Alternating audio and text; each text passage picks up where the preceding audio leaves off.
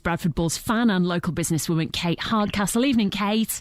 Hi there, how are you doing? Very well, thank you. Your reaction then when Francis Cummins was announced as the Bulls' new head coach, is he the right man for the job? I'm delighted. I mean, I think he has shown his commitment to the club. I think he is someone who has gone and experienced not only rugby league here as a player and assistant coach, but also he's gone on and travelled to Australia, where I've been working a lot in the last year, understood all about grassroots and how clubs can start to profile themselves. I think he understands it from the players' point of view. I think he understands it from the fans' point of view.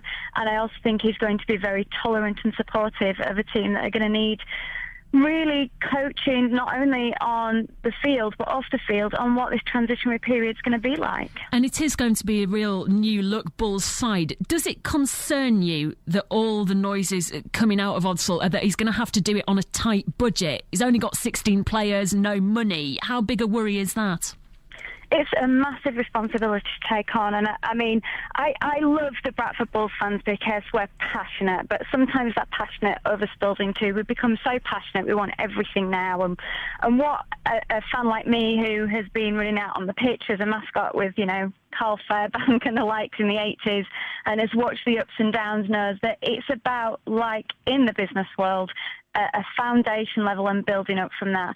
If he's realistic about it, which we need to be realistic about this, we can support from the side, he can support on the pitch, and we can go through a process where we set our expectations accordingly to what is feasible and achievable.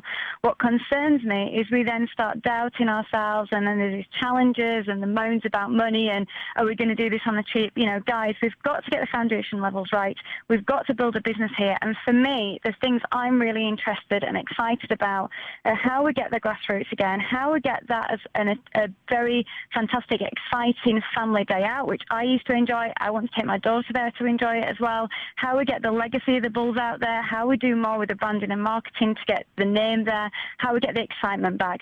So we have got to do everything we can to support that coach now that we've appointed and the players and give them everything they need to achieve on the pitch while we start working on the whole business from a fan's perspective. And I'm sure that Omar and Jerry are going to do a great job, and hopefully they will speak to people like me in the business community and we can support and lend a hand, because I think we've all got a vested interest to get them on the right track. When it was announced at the end of last week that Bulls were going to be given a Super League licence, admittedly on a probationary one-year period, there were a lot of fans, particularly outside of Super League, who felt quite aggrieved by that and felt, well, you know, you've got financial irregularities, went into administration, or this is the Super League looking after its own again, and don't believe that Bulls should even be in the Super League. What would you say to defend why they should be? I think that it is a business at the end of the day, and if this was one of the businesses I was looking after, that it might look perhaps as if they've been given chance after chance, and that isn't always something that you're given in the business world. But it's more than that. It's a legacy in the community. It's something that many of us have grown up with, and therefore I think we have to work as a family of rugby league supporters and pull together and understand what's gone on. I still don't understand the true downfall, the true challenges, really what happened. I'm not sure anyone does really, other than the people behind the scenes. I went in March trying to help and offer help. And I'd love to understand that all one day. But we can either look retrospectively and we can churn ourselves up about the past, or we can look towards the future.